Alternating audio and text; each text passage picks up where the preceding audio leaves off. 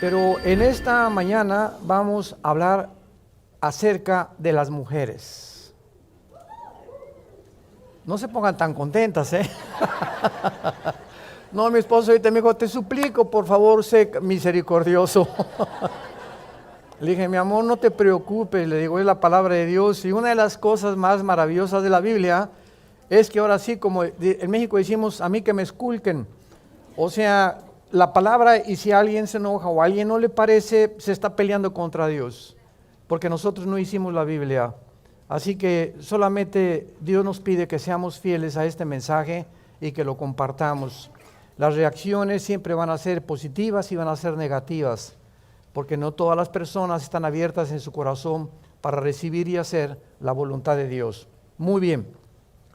Vamos a comenzar, aunque ustedes no lo crean, abran sus Biblias en Proverbios 31 y en Tito capítulo 2 y 1 Timoteo capítulo 2. Son los tres pasajes de la Biblia, Proverbios 31 en el Antiguo Testamento, la mujer virtuosa, Tito capítulo 2 y 1 Timoteo capítulo 2. Son estos dos pasajes que vamos a leer y a extraer la sabiduría que Dios ha dejado para las mujeres en estos pasajes, y es maravilloso que puedan las mujeres entender el privilegio que Dios les dio. Porque cuando se hizo la primera promesa en la Biblia, la primera promesa en la Biblia del Mesías que tenía que venir a rescatarnos, a redimir a la humanidad, en Génesis 3:15 se le hizo a una mujer. Esto es impresionante. Y en esta promesa Dios le dice a la mujer que de su semilla, esto es lo más interesante, que de su semilla vendría el Mesías, de la semilla de la mujer. Y de la semilla de Satanás surgiría finalmente el anticristo. Pero lo interesante de esto y lo maravilloso del lenguaje encriptado de la Biblia es que a través de muchos siglos muchas personas de carácter científico comenzaron a interrogar y a burlarse de la Biblia, porque cuando Gregorio Mendel en 1860 comienza a hacer los primeros experimentos con chícharos para postular las leyes de la herencia, la Biblia decía que la mujer iba a tener una semilla, y se descubre que es el hombre el que tiene el esperma. A los que quieren apuntar, esta palabra semilla, siempre que la encuentren, es la palabra hebrea sera, con Z, sera, no Sara, donde compran las mujeres su ropa, sera. Y esta palabra sera es esperma, se tradujo muchas veces linaje o descendencia. Porque cuando ya hasta el siglo XX, de los 50, como ya hemos visto, los doctores Watson y Crick les dieron el premio Nobel de Medicina por descubrir el ADN, el ácido desoxirribonucleico, pues ya se pudo descubrir que hay en cada de las millones de células que tenemos en el cuerpo una información inteligente. Y que en el momento en que los 23 cromosomas de mi papá y los 23 cromosomas de mi mamá se unieron por el esperma de mi padre, si el esperma de mi padre traía el cromosoma Y, estaba determinando que el producto iba a ser varón, porque los cromosomas son los que determinan el género. Y si el cromosoma de mi papá era X, se junta con los dos X de mi mamá, el producto va a ser mujer. Esto es interesantísimo a la luz de la genética de la Biblia. Entonces, cuando la Biblia promete que de la semilla de la mujer iba a venir el Mesías, pues se comenzaron a especular, oye, pero el que tiene la semilla no es la mujer es la receptora del esperma, de la semilla del varón. Y ya vamos a ver que el varón es el que transmite el pecado a través de su semilla del cromosoma Y desde Adán. Ahora bien, si la mujer iba a portar la semilla, inmediatamente se deduce que la entrada del Mesías al escenario mundial sería de carácter sobrenatural. Jesús, el Hijo de Dios, no podía nacer de un esperma contaminado Y del varón. Además, el Mesías no iba a ser mujer. El Mesías tenía que ser varón, por lo que tenía que portar el cromosoma Y. Entonces comenzó la gente a especular cómo aquí la Biblia se equivocó, no es la mujer la que tiene el esperma o la semilla, es el varón. Pero pasaron 3 siglos más o menos, o 4, cuando el profeta Isaías abre un poquito más la revelación, y entonces dice en Isaías que una mujer virgen, en el hebreo es alma en el hebreo es una mujer que no ha tenido relaciones entre los 14 y 17 años de edad, que el Mesías nacería de una virgen. Se complicaba más la cosa. Si es virgen, ¿cómo puede producir a un varón, verdad? Y entonces cuando ya pasan aproximadamente 700 años desde Isaías hasta el nacimiento de Jesús, porque Isaías profetizó 700 años antes de que un ángel llamado Gabriel se le aparece a María, Lucas 1, Mateo capítulo 2, y le dice el ángel a María, María, vas a ser mamá. María estaba comprometida con José, significa que no se habían casado, todavía no venían a Cancún a la luna de miel. Y María se sorprende y le contesta al ángel, pero ¿cómo puede ser eso si nosotros no hemos tenido relaciones todavía? Y entonces el ángel Gabriel le dice a María, el santo ser que va a nacer en tu vientre, su papá no va a ser José, se va a llamar Hijo de Dios. Y ustedes no le van a poner el nombre, porque su nombre será Yeshua, que significa Jesús, que significa el Salvador. Entonces, el nacimiento y la entrada del Hijo de Dios al mundo tenía que hacer por la obra del Espíritu Santo. El Espíritu te cubrirá, y esta palabra cubrir aparece 3 veces nada más en la Biblia.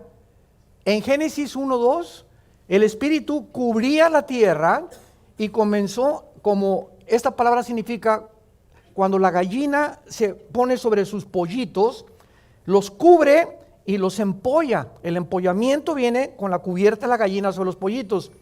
Es la misma palabra que el Espíritu Santo, como una gallina, se puso arriba del planeta Tierra y produjo la vida. Toda la vida viene del Espíritu de Dios. La segunda vez que aparece esto es con María. El Espíritu te cubrirá y te hará empollar, con un lenguaje coloquial. Y la tercera vez es para nosotros. Cuando nosotros recibimos a Jesús como nuestro Salvador, el Espíritu Santo, una obra personal, nos cubre y hace nacer, implanta dentro de nuestra alma la semilla del Mesías. Dice 1 Corintios 6, 19 y 20, ¿qué no saben ustedes que son hijos de Dios y que el Espíritu Santo mora dentro de ustedes? ¿Quién es un cristiano? No es una persona que va a una iglesia, que es católico, que es bautista, que es presbiteriano, que es mormones, sea. Un cristiano es una persona que tiene morando dentro de él al Espíritu de Dios. Porque tú puedes pertenecer a una religión o a cualquier conglomerado u organización sin que tengas la persona del Espíritu Santo. Y las iglesias cristianas están llenas de personas religiosas que asisten y cumplen con algunas cosas, pero que no tienen morando la vida de Dios dentro de sus vidas. Se llama el sello del Espíritu Santo, Efesios 1, 13 y 14. Somos sellados cuando recibimos a Jesús. Hoy al acabar esta conferencia voy a hacer un llamado para invitar a todos ustedes, los que tienen dudas de que tienen la vida de Dios, lo puedan hacer hoy mismo en la mañana a través de una oración. Vamos a comenzar con Tito, capítulo 2. Y quiero comenzar con las ancianas, de atrás para adelante, porque lo vamos a ver ahorita. Es increíble que la Biblia pueda, ahora sí que podríamos decirle al Espíritu Santo, ¿cómo se preocupa por tantos detalles el Espíritu Santo, verdad? se preocupa cómo usamos el dinero, se preocupa cómo usamos a la esposa, nos da instrucciones de cómo educar a los hijos, cómo ser gobernantes, en fin, es impresionante la forma en que la Biblia nos puede vertir toda esa sabiduría para que nosotros podamos vivir de acuerdo a la voluntad de Dios y ya no conforme a lo que nosotros pensamos. Dice en Tito capítulo 2, versículo 3, las ancianas, las viejitas, aquí no está hablando de antigüedad en cuanto a la sabiduría, sino en edad. Las viejitas asimismo sean reverentes en su porte, no calumniadoras, no esclavas del vino, maestras del bien, que enseñen a las mujeres jóvenes a amar a sus maridos y a sus hijos, a ser prudentes, castas, cuidadosas de su casa, buenas, sujetas a sus maridos, para que la palabra de Dios no sea blasfemada. Una de las cosas que Dios les aconseja a muchas de ustedes, tal vez muchas de ustedes tienen, pues ya llegaron al 5º piso tal vez, ¿verdad? A los 50, otras al 6º, tenemos aquí también señoras ya de 65, 70 años, etcétera, etcétera. Y Dios lo que nos está diciendo es lo siguiente: una mujer, no importa a la edad que llegue, nunca debe dejar de arreglarse. Una mujer no importa, porque la tendencia es, ya llegó a los 40, 45, las mujeres por tendencia comienzan a abandonarse. Ya tienen un hijo, 2 hijos, ¿verdad? Ya se les descompuso esto y pues ya que sea, seguimos comiendo pizza y sigo comiendo chilaquiles y, ¿verdad?, pan dulce, etcétera, etcétera. Y muchas veces esto hace y provoca, ¿verdad?, las enfermedades como la diabetes, problemas de hipertensión, etcétera, etcétera, porque la tendencia es esa. Ahora hay muchos países en la que esto no es así. Por ejemplo, en Noruega, Dinamarca, en Suecia, en muchos en Estados Unidos. Mi esposo y yo, que radicamos en Dallas hace 13 años y viajamos cada 15 días a México regularmente, nos encontramos cantidad de viejitos en los parques, agarrados de las manos, y los viejitos todavía pellizcándole las pompis a la esposa. Y nos encanta ver eso. Digo, mira nomás, viejito rabo verde, ¿verdad? Pero ahí no es rabo verde porque es su esposa. No anda pellizcándoles a otras viejitas, ¿verdad? Y en México y en Latinoamérica es muy raro ver este espectáculo, ver viejitos ya grandes, 70, 80, 90 años de edad, todavía caminando juntos, acariciándose, besándose, porque la mayor parte de las veces entramos a un restaurante y ya no digamos 70, 80 años de edad, sino vemos parejas de 40, jóvenes de 50 años de edad, con el periódico, y ahí tienen 1 hora en el café y ninguno se ha dirigido la palabra. O se sientan en un parque y no tienen qué decirse. Y quiero decirles algo, la comunicación es esencial para mantener la llama del amor. En cuanto a la comunicación en un matrimonio se rompe, ese matrimonio está divorciado emocionalmente, aunque vivan bajo el mismo techo. Entonces, qué imprescindible es la comunicación. Yo recuerdo a nuestra abuela materna, la quiero poner como un ejemplo, ya murió, casi de 97 años, mi abuela materna. Yo llegaba se convirtió cuando tenía como 65 años porque era presidenta de la Asociación Católica de México. Era persinada y tenía la Virgen del Sagrado Corazón, sus medallas, en fin, una viejita muy, muy linda, muy religiosa, sinceramente. Era una católica sincera, amaba a Dios. Y cuando se convierte, bueno, pues le tardó como 1 año en que dejara todas sus reliquias y todos sus vírgenes, etcétera, etcétera, porque no podíamos presionarla por su edad, su capacidad mental. Y era una persona que cuando yo llegaba por ella, durante los últimos 4 o 5 años antes de que muriera, le encantaba venir a los estudios de la Biblia. Y yo pasaba por ella a las 6:30 de la mañana, vivíamos en la colonia Nápoles, vivíamos en la calle Nueva York, que iba como 2 cuadras adelante, nosotros junto al viaducto, y pasaba yo a las 6:30 de la mañana, y a las 6:30 de la mañana la viejita estaba prendidita, traía una blusa de seda súper recocida, surcida por todos lados, que, ¿verdad?, se la cosió por acá, pero no se la quitaba. Usaba loción Sanborns en el pelo, con su peineta, tiene el pelo blanco, ojos azules, azules, azules, con una medallota grandota que ya no era de la Virgen María ni mucho menos, pero era impresionante que a las 6:30, 7 de la mañana, agarraba unos, ¿cómo se llaman? Pasadores, con un cerillo los quemaba y se enchinaba las pestañas. Ya no sé si lo hagan haciendo así, creo que ya no, ¿verdad? Se enchinaba las pestañas y salía la viejita y parecía una reina, que dice la Biblia, que no pierdan el porte, derechita, y caminaba así, ¿verdad? Y hay viejitas que caminan así, ¿verdad? Todas. Entonces, ¿por qué esto es importante? Simplemente porque son embajadoras de Dios.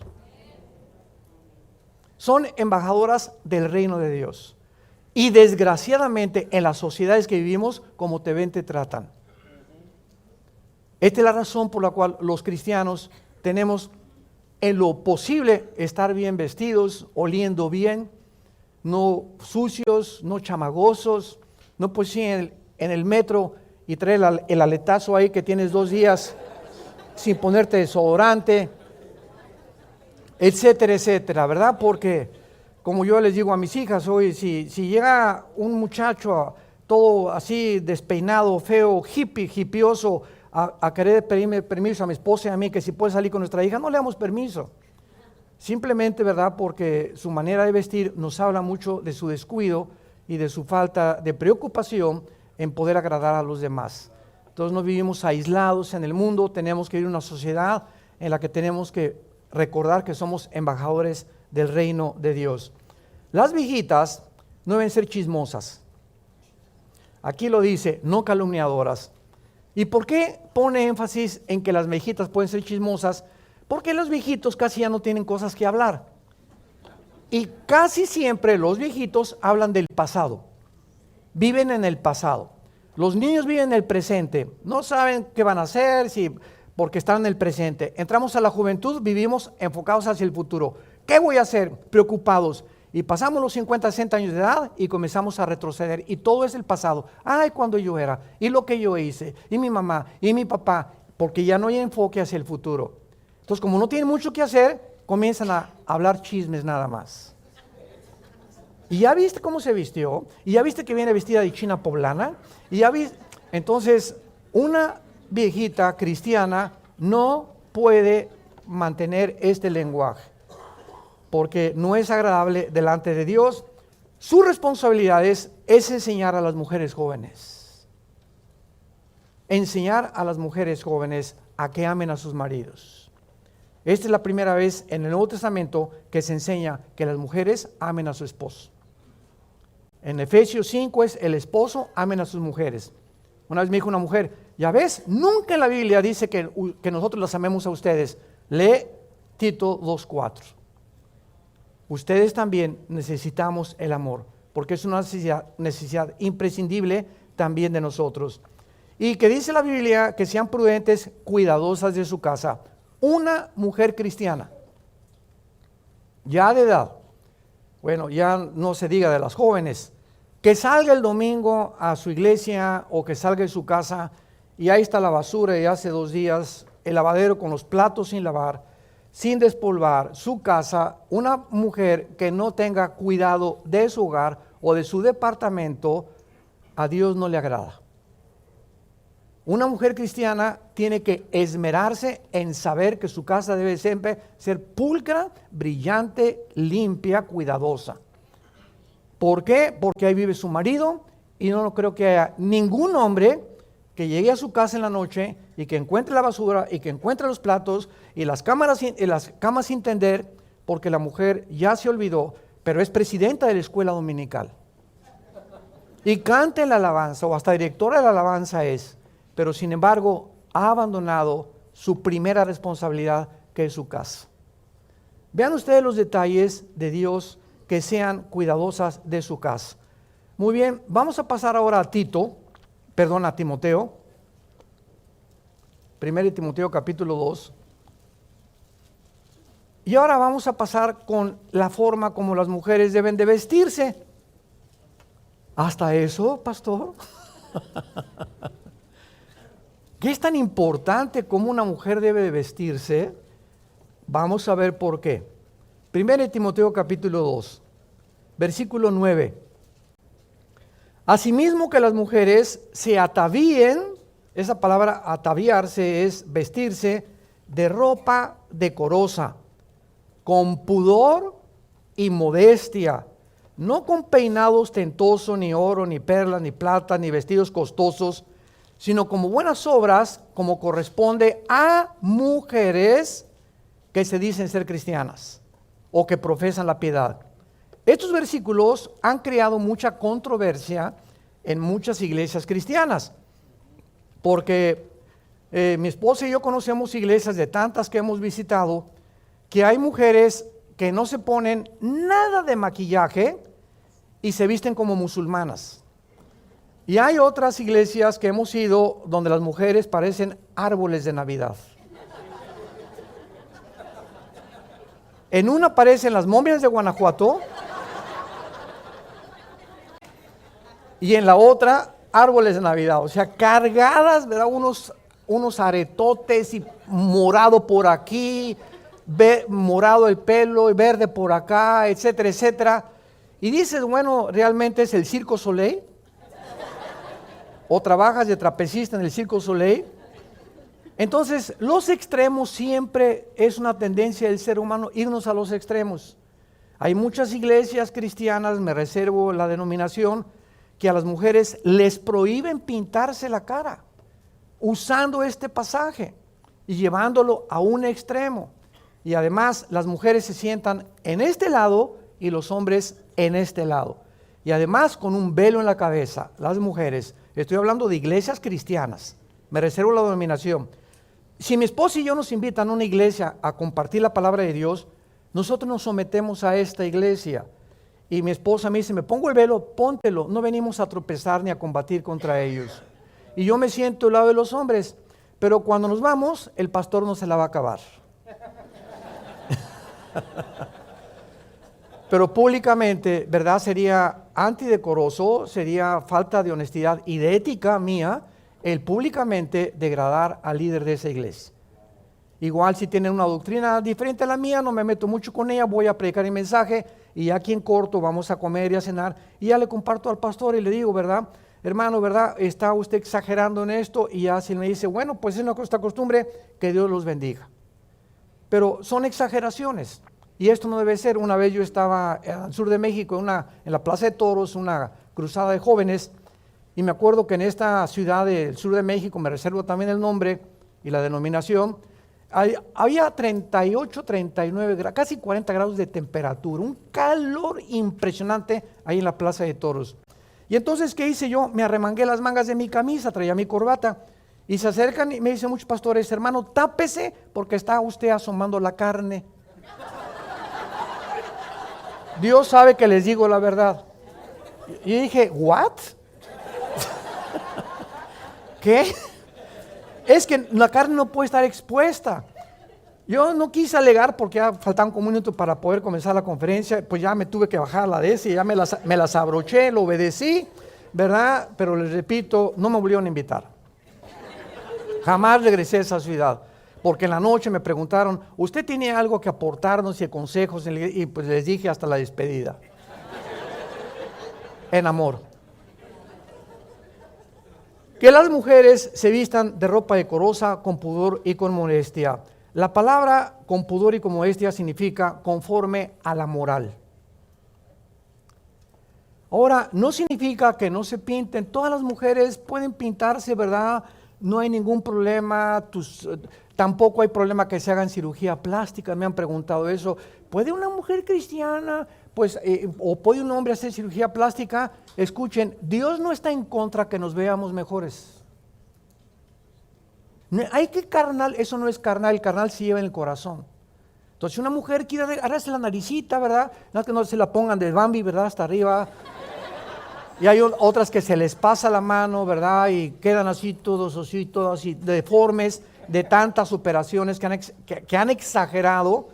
Entonces, otra vez se fueron al extremo.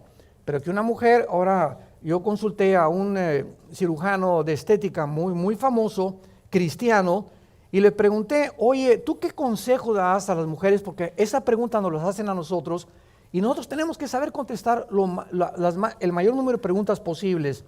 Me han preguntado que si una mujer se puede hacer cirugía plástica y a qué edad la primera cirugía plástica. Y este doctor, este médico, experto en cirugía plástica, me dijo, yo recomiendo que todas las mujeres que se quieran hacer una jaladita, no se la hagan nunca antes de los 40 años. Como el pasado Miss Universo, entre 18 y 23 años de edad, el 85% de las mujeres de Miss Universo de la última estaban operadas de las piernas, de las pompas, el busto, las caras. Y le dije, ¿por qué? Me dice, porque los músculos, Armando, y todos los tejidos de la cara no llegan a completarse ni a madurar antes de los 30, 35 años de edad. Y si se operan antes, va a crecerles un poco más el lado derecho o la boca, y van a estar a los 40, 50 años deformadas. Entonces, si quieren ustedes darse una jaladita, se la pueden hacer. Y me dijo, y sabes una cosa, recomiendo no más de 2. La segunda, al 60. A los 60. Dice, tiene que pasar 15 o 20 años, yo no opero una mujer que me diga, me acabo de hacer una operación hace 5 años. Se tiene que esperar. ¿Por qué? Para que su cutis vaya adaptándose al crecimiento normal que Dios nos ha dado. Entonces, si lo quiere hacer, no hay ningún problema. Se pueden pintar, se pueden poner el pelo bonito, ¿verdad? Etcétera, etcétera. Y lo que la Biblia está hablando es la exageración. No puedes llegar como mujer cristiana a la iglesia el domingo con los ojos morados y con sombras negras, ¿verdad? Que no quiero usar ni un nombre ya para esto.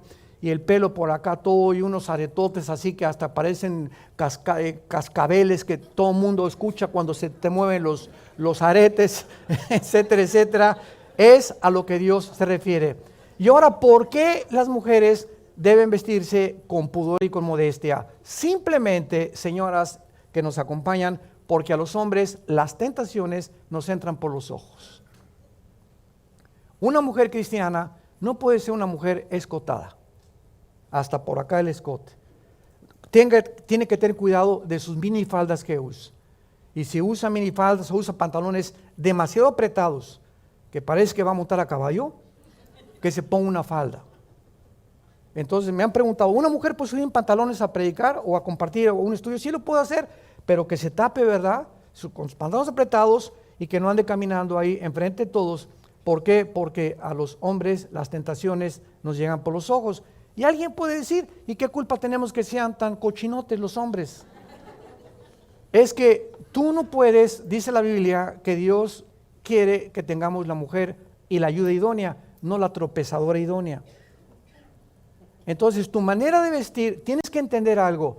El hombre tiene la tendencia, es la naturaleza del hombre. Pasa un bikini y pues ya lo vimos. Ahora cuando ya comenzamos a educar nuestra alma y nuestro espíritu, ya lo vi una vez, pero no la filmo. Entonces voy a una playa, me encuentro, hemos ido a playas donde ni siquiera traen ya el brasier las mujeres, y pues ya la vimos, ¿verdad? Y ya, ni modo, Señor, y lávame con tu sangre, ten misericordia, Señor, de mí, ¿verdad? Está dura la cosa. Y los hombres no podemos ser mustios, ¿verdad? Una vez me encontré un hermano que me dijo, no, hermano, yo jamás, aunque las vea, soy atraído por las tentaciones. Le dije, cálmate, Malaquías.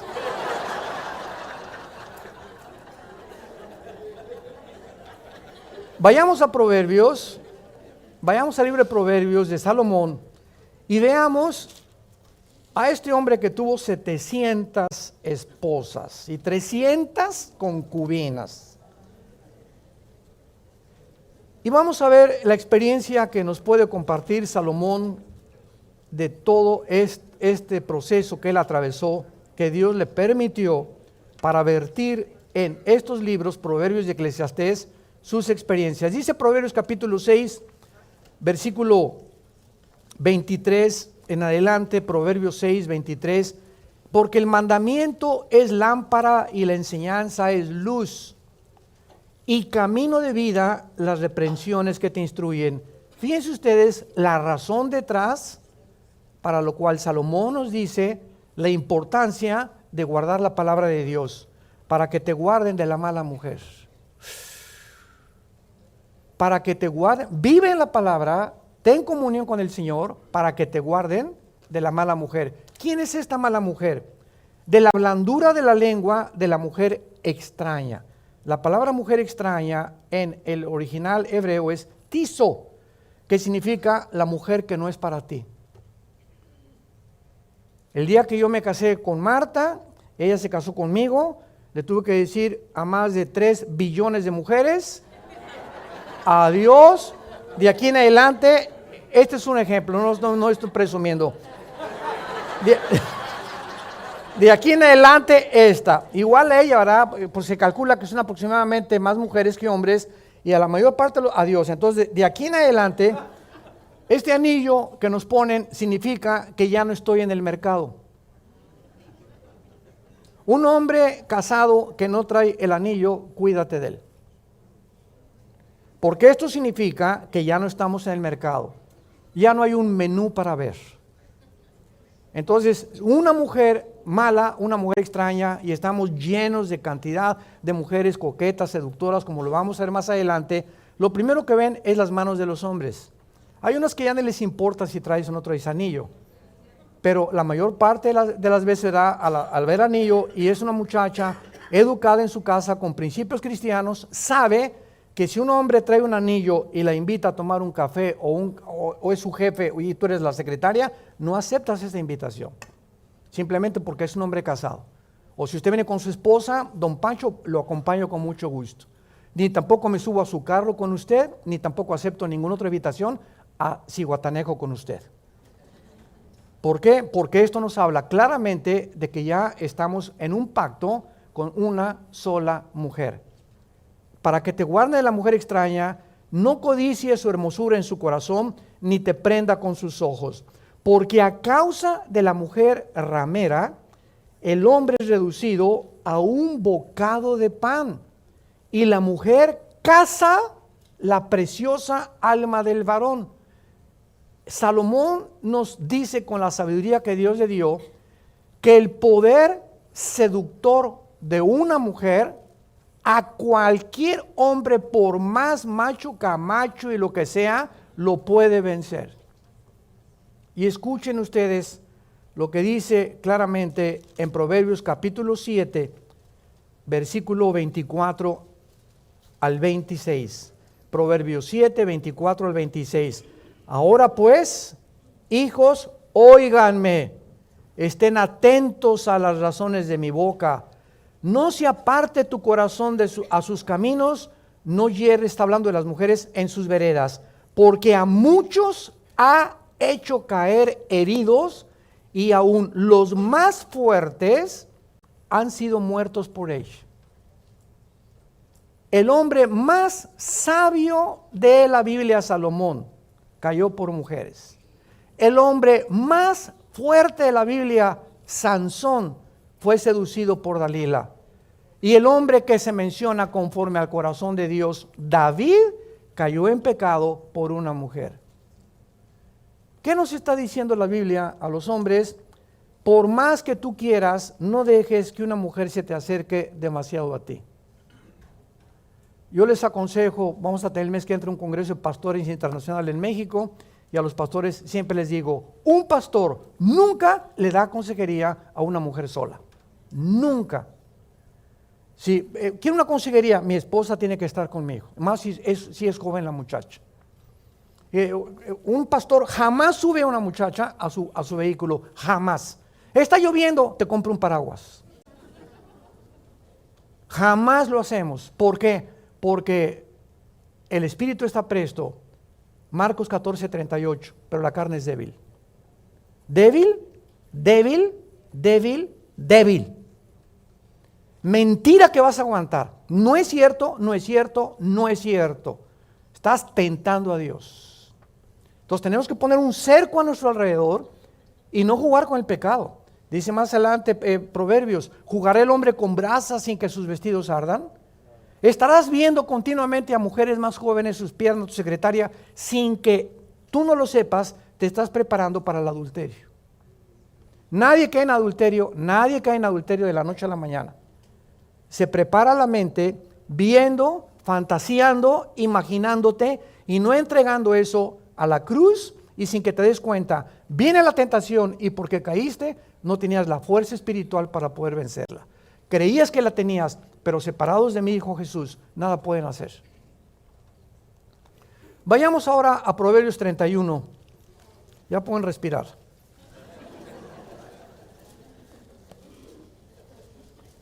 Dura palabra es esta de oír, le decían a Jesús, pero es por el bien de todos ustedes. Dios quiere nuestra felicidad y Dios sabe perfectamente bien de qué calibre estamos hechos, de qué material estamos hechos. Por eso todo el capítulo casi de 7 Romanos, Pablo dice, porque el bien que quiero no lo puedo hacer, sino el mal que no quiero encuentro que muchas veces lo hago, porque he descubierto que el mal está dentro de mí. Traemos una naturaleza pecaminosa que continuamente se opone a la naturaleza espiritual que Dios nos ha dado. Y si yo no fortalezco mi naturaleza espiritual, voy a ser vencido por una mujer. Y estamos en la época, en los últimos 20 años, nunca en la historia habían caído tantos hombres de Dios, en toda la historia, por adulterio. Pastores en su iglesia que se fueron con la alabanza, con la secretaria, y siempre preguntan ¿por qué? Porque jugaron con el pecado. Y sobre todo cuando creemos que ya somos famosos, que ya estamos en la televisión, tenemos el derecho y tenemos el privilegio. No, Dios me necesita. ¿Qué estupidez tan grande puede cometer un hombre? El hecho de que seamos usados por Dios no es por lo que seamos, sino por la gracia de Dios. Y mientras más seamos usados por Dios y más te bendiga Dios, más cerca de Él debes de vivir.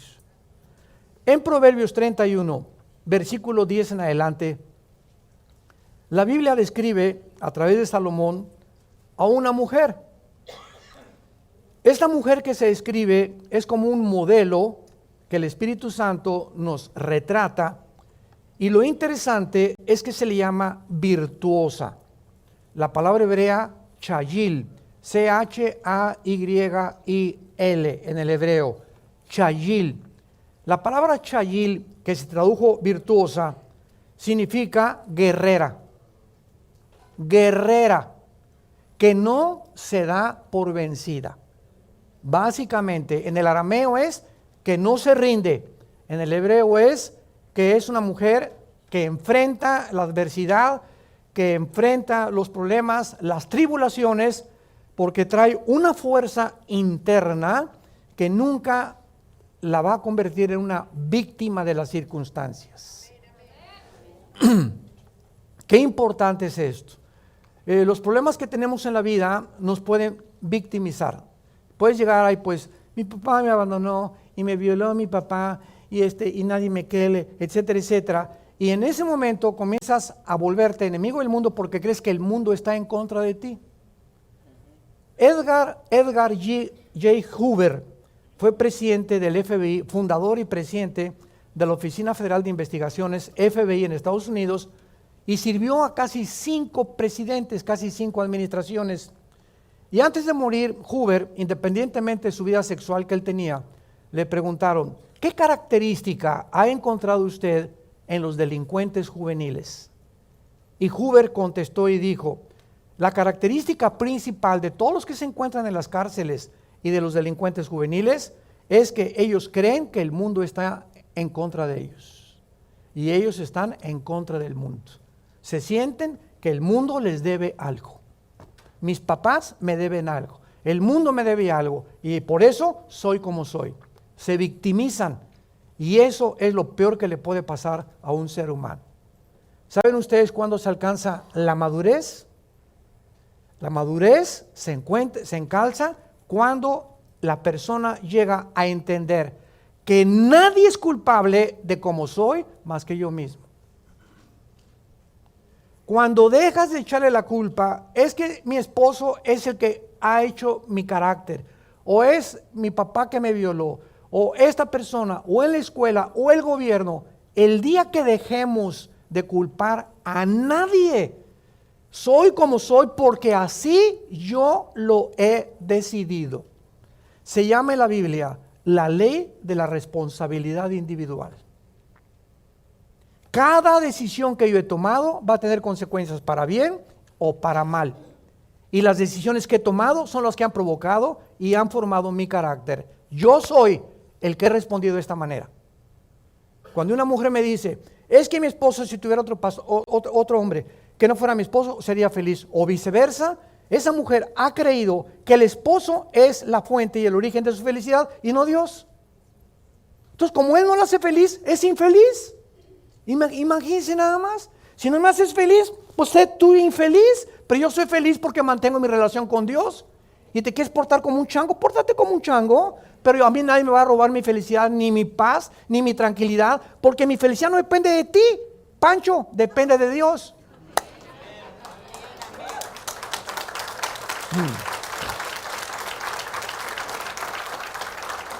Y hay matrimonios que te encuentras amargados, ¿verdad? Es que mi vieja, como dicen en México, ¿verdad? Esto y el otro, y por aquí, por allá, y trae así cara Pancho de... Es que tu felicidad, ¿por qué hemos equivocado el origen de la felicidad? Ningún ser humano nos puede hacer feliz. Echando nuestra ansiedad sobre él. Él tiene cuidado de nosotros. No te dejaré, no temas, dice el Señor. Nunca te dejaré ni te abandonaré. Quita los ojos de Jesús y ponles una persona creyendo que tu felicidad o tu dinero o tu suegra o tu hijo te va a hacer feliz. Te equivocas. Nos van a fallar todos los seres humanos. Todos los seres humanos nos van a fallar porque somos imperfectos.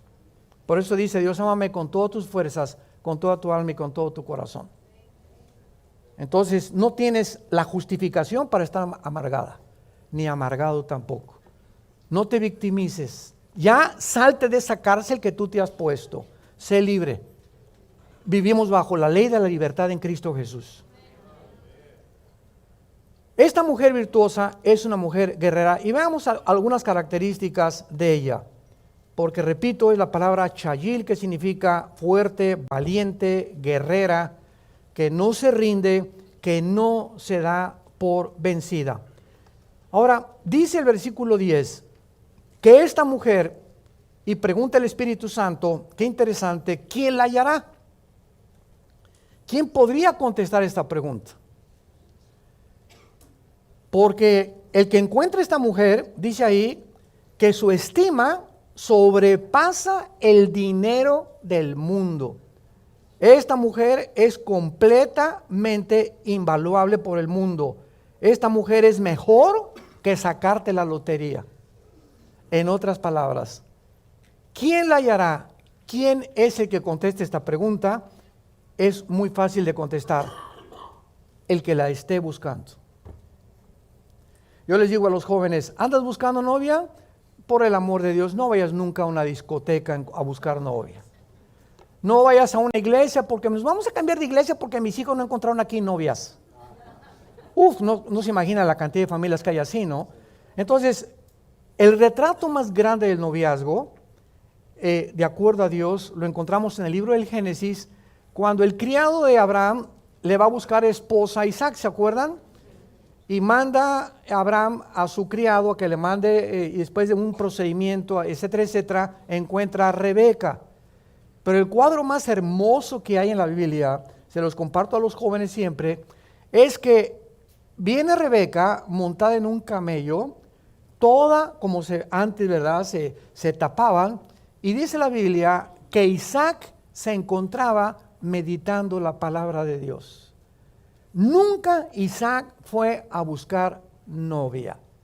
Nunca se preocupó andar buscando con quién. Dios se la trajo en una charola de plata.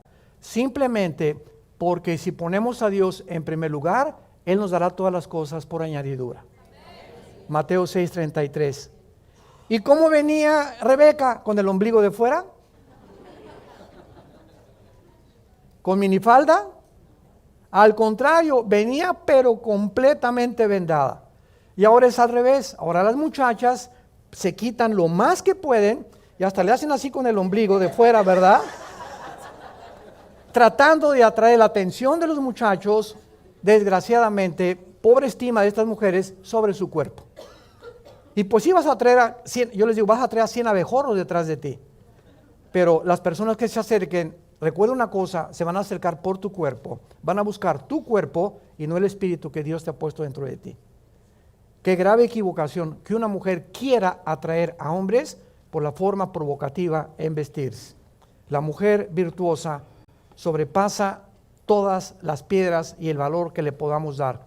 Dice el versículo 11, el corazón de su marido está en ella confiado y no carecerá de ganancias. En otras palabras, el corazón de su marido está en ella confiado. ¿Por qué? ¿Por qué son los celos?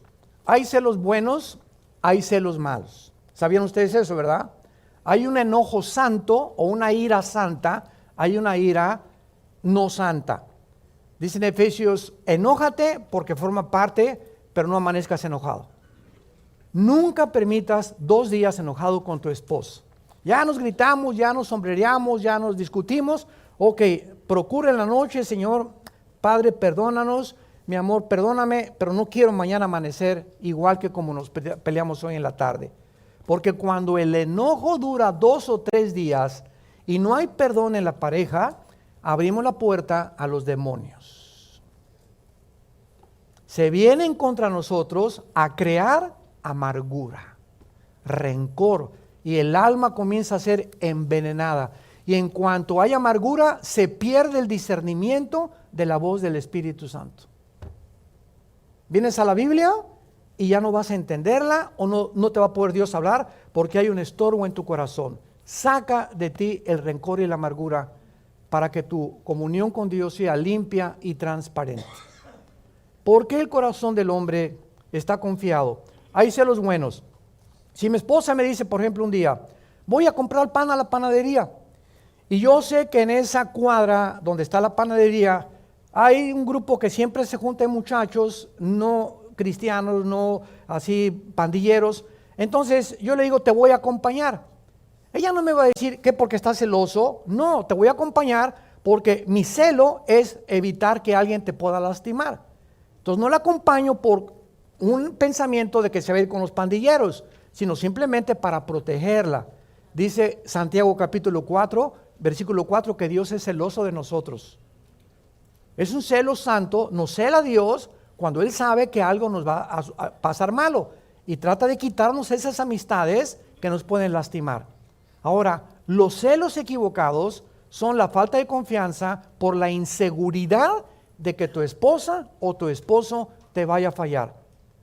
Ahora, ¿por qué el marido de esta mujer está confiado? Simplemente porque ella no es coqueta. Porque ella no es coqueta. Si tú vas con tu marido, ¿verdad? Y ves que tu esposa voltea a ver a todos los hombres y por aquí, por allá, pues es una coqueta. Sus ojos tienen que estar en Jesús. Y cuando una mujer se viste y camina así, ¿por qué te vistes así, mi amor? Pareces licuadora como te mueves. Por el amor de Dios, o sea, si te quieres mover, muévete conmigo en la noche. Y la danza de los 7 velos si quieres, ¿verdad? Pero ¿por qué te tienes que mover así o caminar así en la calle donde cientos de miradas de hombres te están viendo? ¿Quieres realmente atraer miradas de otros hombres que no son tu esposo sobre tu cuerpo? No eres una mujer piadosa. Las mujeres que profesan caminar con Jesús tienen que cuidar su manera de caminar, de mirar a los hombres, etcétera, etcétera. Y por eso el corazón del hombre está confiado. Mi esposa, ¿por qué tiene confianza en mí? Ella sabe cuando voy a algún lugar, ¿verdad? Y me lo ha dicho muchas veces. Yo de veras se lo digo sinceramente, aquí está mi esposa, el testigo, vamos a un restaurante, vienen meseras en Estados Unidos, la mayoría son muy bonitas en Estados Unidos las meseras, y siempre les hablo de Cristo, pero con ella. Entonces cuando un marido dice, es que me encanta testificar, pero siempre le gusta testificarle a jovencitas. Digo, ya puedes sospechar, ¿verdad? Entonces una vez mi esposa me dijo, ¿sabes qué me molesta que lo hagas? Ya no lo volví a hacer. Ya no lo, mejor le dije a Caleb o a mis hijos, ¿verdad? Háblenle ustedes a la mesera del Señor. Para evitar, o sea, a mi esposita le molesta, ok, yo no quiero hacer nada que le moleste. Y si ella tiene una actitud también se lo voy a decir y eso nos va a ayudar a poder edificarnos mutuamente. Pero tenemos que estar atentos a eso. Y esta es la razón de los celos equivocados. En el versículo 12 dice que su lealtad es a su marido. le da a ella, o sea, al marido, bien y no mal, todos los días de su vida. Significa, ¿verdad?, que ella, esto es importante, nunca, mujer que me escuchas, critiques a tu marido públicamente. Nunca. No te atrevas a hacerlo. Y menos cuando está junto a ti. No hables mal de tu marido, peor todavía. Porque en ese momento tu marido, pues, ¿verdad?, tendría ganas de, ¿qué voy a hacer? Digo, ¿cuánta deslealtad puede una mujer tener? Humillar a su marido públicamente o hablar mal de él públicamente, o peor todavía, enfrente de él, degradarlo.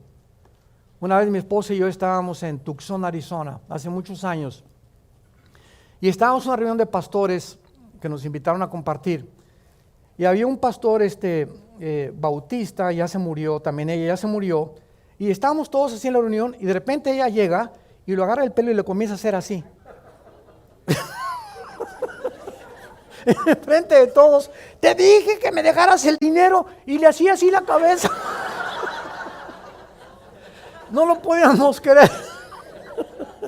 Mi esposa es testigo de eso también. No lo podíamos creer que pudiera ser. Qué mujer, ¿no? Y él, pues sí, te vio al ratito, le decía a él, ¿verdad? No duró mucho tiempo este hermano.